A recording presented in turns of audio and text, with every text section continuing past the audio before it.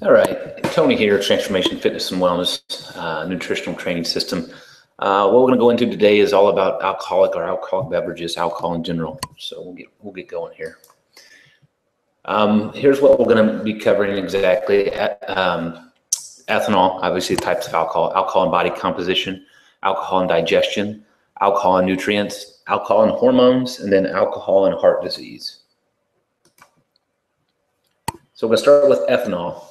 There are many kinds of alcohol. Ethanol, which is the alcohol found in beer, wine, whiskey, etc., isn't the same alcohol that nurses rub on your arm before donating blood. That is isopropylene alcohol. So there's a difference. Ethanol is formed by the fermentation of plants that are a dense source of carbohydrate. Example, barley, wheat, corn, fruit. Ethanol is not an essential nutrient and is rich in energy, providing 7 calories per gram. That's what we've got to remember, that, you know, when you're educating your clients about it's not essential nutrient, and then obviously there's more calories when consuming it. So we're going to jump into alcohol and body composition. Adding alcohol to one's usual food intake can lead to obesity if total calories are regularly in excess of daily needs. So if you're consuming too much and alcohol on top of it, obviously it could cause obesity. However, substituting alcohol for one's usual food intake often leads to muscle loss and protein malnutrition. That's interesting and a good note there. A large analysis in the US showed that despite a greater calorie intake across increased level of alcohol intake, BMI was not increased in women who drank more. Men, on the other hand, who drank more than 2 drinks per day did have a higher BMI than lighter drinkers.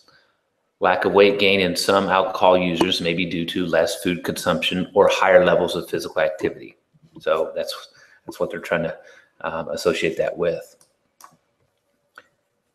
Alcohol impairs judgment. People who drink socially may find that they are more likely to engage in problematic eating behaviors while drinking. A big plate of nachos or chicken wings seems like a great idea after the 3rd beer. And that's where people can get in trouble because their inhibitions drop. You know, they have 1 or 2 drinks and they've been eating really well and everything goes to the crapper. So they start over consuming, or what they choose to eat is not going to be the best choice. Obesity is another independent risk factor for liver disease and alcoholics.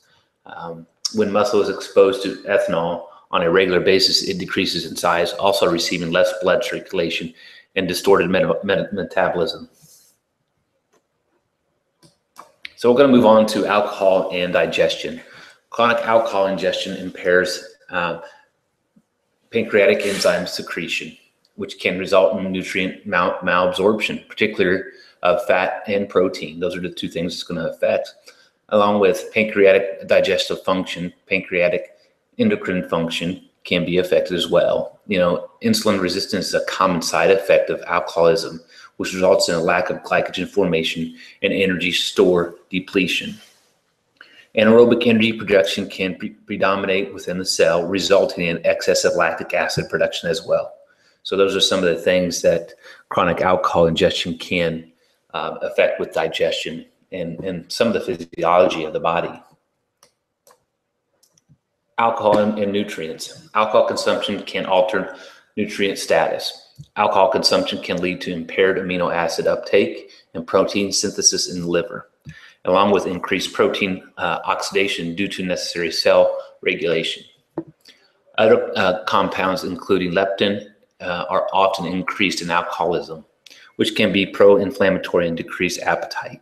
So those are 2 of the other things that can affect with alcoholism with the nutrients.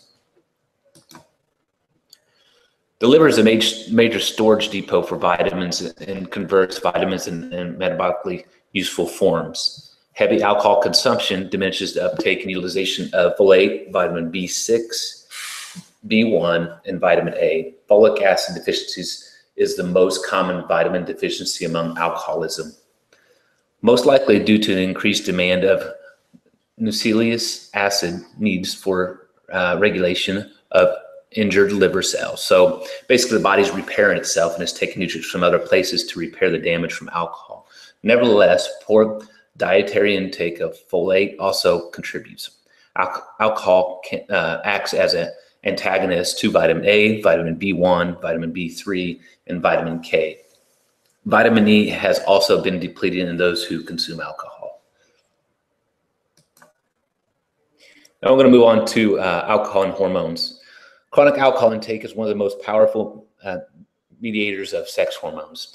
Ethanol is a testicular toxin and can increase the activity of aromatase, an enzyme that converts testosterone to estrogen in the body, which is good to know for males. So chronic male alcoholics develop an